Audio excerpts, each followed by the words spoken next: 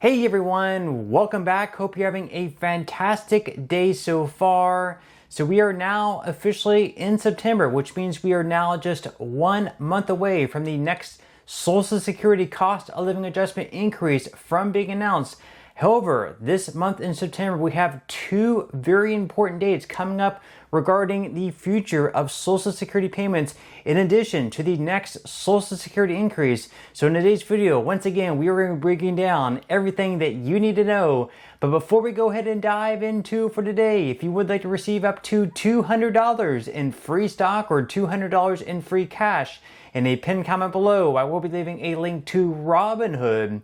All you have to do is once you click on that link is just sign up for a free account and then simply link your bank account. You do not even have to make an opening deposit. At that point in time, Robinhood will be sending you one free stock worth all the way up to $200. And if you'd rather just have the cash, all you have to do is once you receive the free stock is just sell it for what it's worth and then transfer the cash value right back to your bank account. Okay, so diving right into it for today. So we are now officially in September, which of course also means that next month in October, we're going to know exactly what the next Social Security cost of living adjustment increase is going to be looking like. That is going to be announced on October 15th. That is when we're going to have the full third quarter numbers to be able to compare to last year to see how much inflation has increased by, which in turn will give us the exact details, the exact amount of what the next increase is going to be looking like. So this month in September, we actually have two very important dates coming up in regards. It's going to, sort of relate to the upcoming and future Social Security payments, both payments going out as far as how they're deposited into accounts and stuff like that. And then on top of that, of course, what the increase is going to be looking like. Now, the first one is in regards to a executive order that Donald Trump announced a few months ago, and it could affect, right around, I believe it's 500,000 Social Security beneficiaries. So a lot of people, but only around 1% of people in total that receive Social Security. So if you look at percentages wise, it's not really a lot of people who are going to be impacted by this, but 500,000 people, obviously that's a lot of people that are going to be impacted by this recent executive order by President Donald Trump, and it impacts how exactly they can receive their Social Security payment. So according to the Motley Fool, the big change in question comes courtesy of an executive order signed by President Trump on March 25th. This executive order, which was modernizing payments to and from America's bank account, set September 30th as the compliance deadline to end the issuance of paper checks by the federal government. Though Social Security isn't the only government program affected by the EO, it means that paper Social Security benefit checks are less than a month away from being a thing of the past. The good news is that most Social Security beneficiaries aren't receiving a paper check now and therefore won't be directly impacted by this EO. But for the 0.8% of beneficiaries, more than 500,000 recipients who do still receive paper checks, a quote, judgment day for payments is rapidly approaching. So again, not many people, percentages wise, is really going to be impacted by this. But if you're one of the few people who still receive a paper check in the mail, you of course by the end of this month will need to switch over to getting a bank account more than likely, or getting a direct express card, and that will be your new way of receiving your Social Security check. Now, they may actually end up delaying this. I'm not for sure what's going to happen to people who were supposed to receive a check this month or perhaps next month if they don't switch over to having a bank account or a direct express card, if they're just not going to receive a payment at all, or if they're going to continue mailing out checks. I can't really see them just cutting off someone completely from receiving a paper check in the mail. Maybe they will work with them. Not sure exactly what's going to end up happening, but they go on here to say that the SSA offered 3 reasons why transitioning to digital payments and away from paper checks makes sense. The first reason is that paper checks are considerably costlier than electronic fund transfers, whereas a paper check costs the U.S. government about 50 cents to issue and EFT costs less than 15 cents. This should reduce payment issuance costs for Social Security by more than $2 million annually. Secondly, EFTs offer a faster way to get benefits into the hands of recipients. While a paper check can take days to arrive in a beneficiary's mailbox, EFTs can be deposited and cleared much quicker. Also, of course, the check could even get lost, sent to the wrong address, delivered incorrectly, things like that.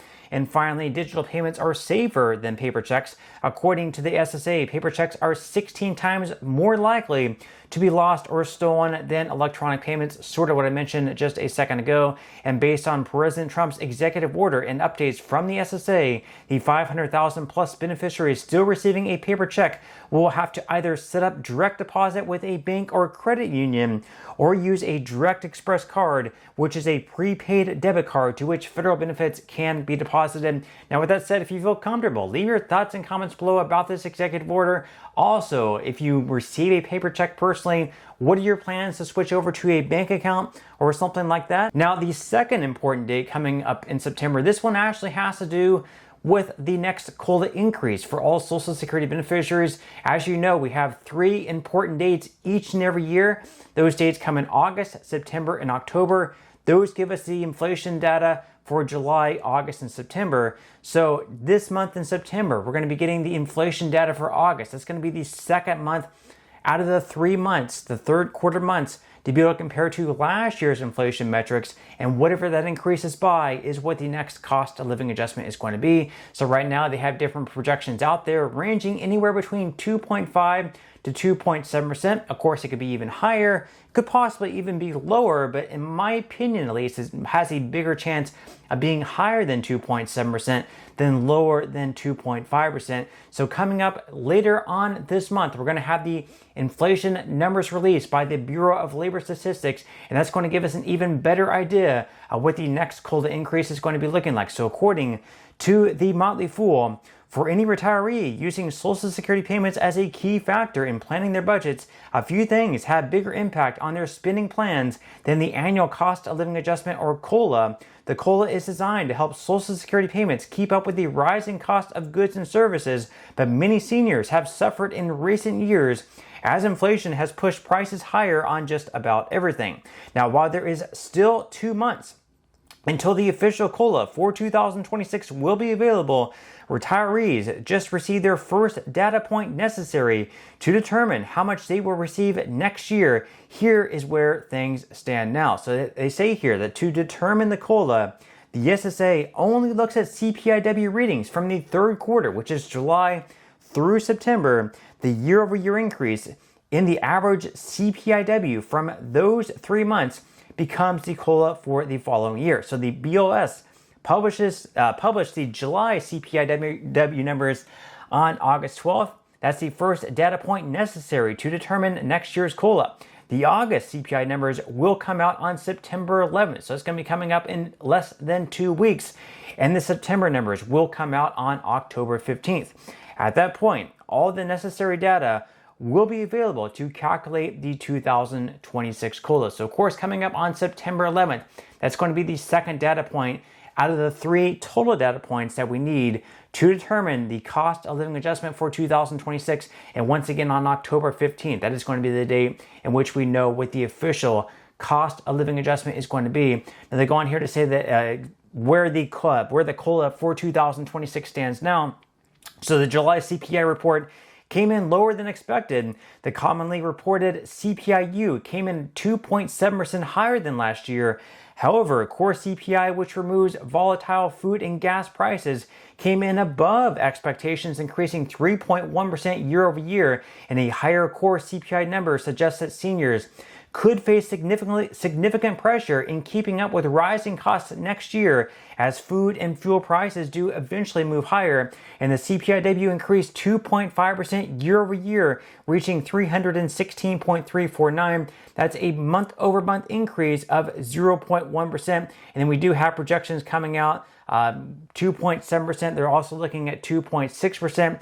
And we also have a number there suggested at 2.5%. So once again, we're looking at a range of anywhere between 2.5%, possibly as high as 2.7%, although this is not set in stone. But on September 11th, we're going to have a much better idea of what the next cost of living adjustment is going to be looking like. And right now, if we do receive an increase of anywhere between 2.5 to 2.7%, what that's going to mean for the average retiree is an increase in their benefits of anywhere between $50 per month and all the way up to $55 a month.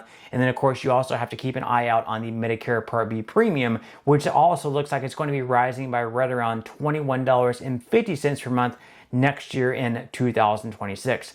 But with that said, of course, that's all we have for today's video. I certainly hope you enjoyed and found value out of it. and I will see you in the next one.